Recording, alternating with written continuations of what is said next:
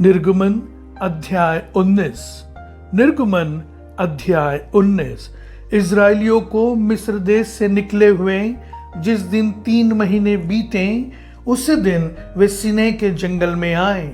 और जब वे रपीदीम से कूच करके सीनै के जंगल में आए, तब उन्होंने जंगल में डेरे खड़े किए और वहीं पर्वत के आगे इजराइलियों ने छावनी डाली। तब मूसा पर्वत पर परमेश्वर के पास चढ़ गया और यहोवा ने पर्वत पर से उसको पुकार कर कहा, याकूब के घराने से ऐसा कह और इजराइलियों को मेरा यह वचन सुना। तुमने देखा है कि मैंने मिस्रियों से क्या क्या किया। तुमको मानो उकाब पक्षी के पंखों पर चढ़ाकर अपने पास ले आया हूं। इसीलिए अब यदि तुम निश्चय मेरी मानोगे और मेरी वाचा का पालन करोगे, तो सब लोगों में से तुम ही मेरा निज धन ठहरोगे। समस्त पृथ्वी तो मेरी है और तुम मेरी दृष्टि में याजकों का राज्य और पवित्र जाति ठहरोगे।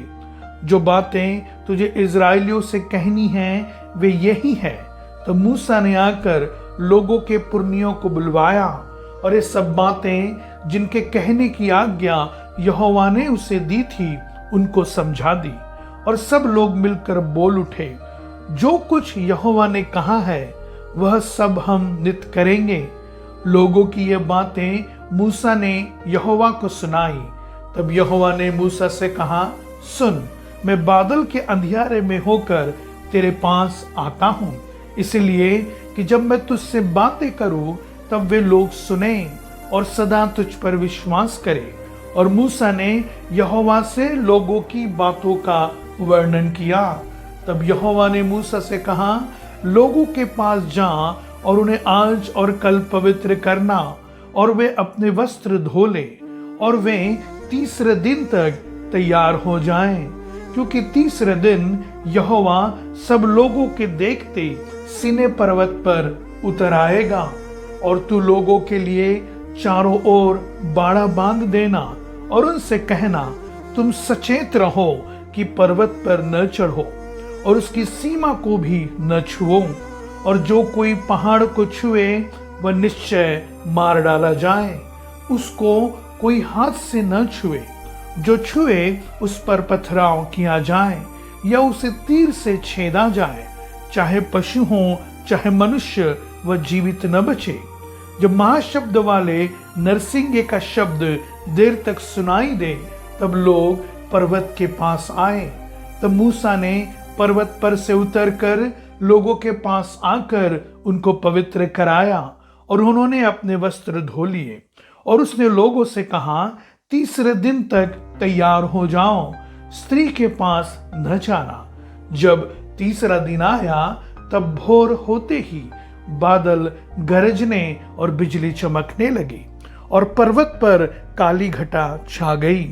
फिर नरसिंगे का बड़ा भारी शब्द हुआ और छावनी में जितने लोग थे सब कांप उठे। तो मूसा लोगों को परमेश्वर से भेंट करने के लिए छावनी से निकाल ले गया और वे पर्वत के नीचे खड़े हुए। और यहोवा जो आग में होकर सीनै पर्वत पर उतरा था, इस कारण समस्त पर्वत धुएं से भर गया और उसका धुआं भट्टे का सा उठ रहा था और समस्त पर्वत बहुत कांप रहा था। फिर जब नरसिंगे का शब्द बढ़ता और बहुत भारी होता गया, तब मूसा बोला और परमेश्वर ने वाणी सुनाकर उसको उत्तर दिया। और यहोवा सीनै पर्वत की चोटी पर उतरा और मूसा को पर्वत की चोटी पर बुलाया और मूसा ऊपर चढ़ गया। तब यहोवा ने मूसा से कहा, नीचे उतर के लोगों को चेतावनी दे कि ऐसा न हो कि वे बाड़ा तोड़ के यहोवा के पास देखने को घुसे और उनमें से बहुत से नष्ट हो जाएं। और याजक जो यहोवा के समीप आया करते हैं वे भी अपने को पवित्र करें, कहीं ऐसा न हो कि यहोवा उन पर टूट पड़े। मूसा ने यहोवा से कहा, वे लोग सीनै पर्वत पर नहीं चढ़ सकते। तूने तो आप हमको यह कहकर चिताया कि पर्वत के चारों ओर बाड़ा बांधकर उसे पवित्र रखो। यहोवा ने उससे कहा, उतर तो जा और हारून समेत तू ऊपर आ, परंतु याजक और साधारण लोग यहोवा के पास बाड़ा तोड़ के न चढ़ाए, ऐसा न हो कि वह उन पर टूट पड़े। अतः ये बातें मूसा ने लोगों के पास उतर के उनको सुनाई।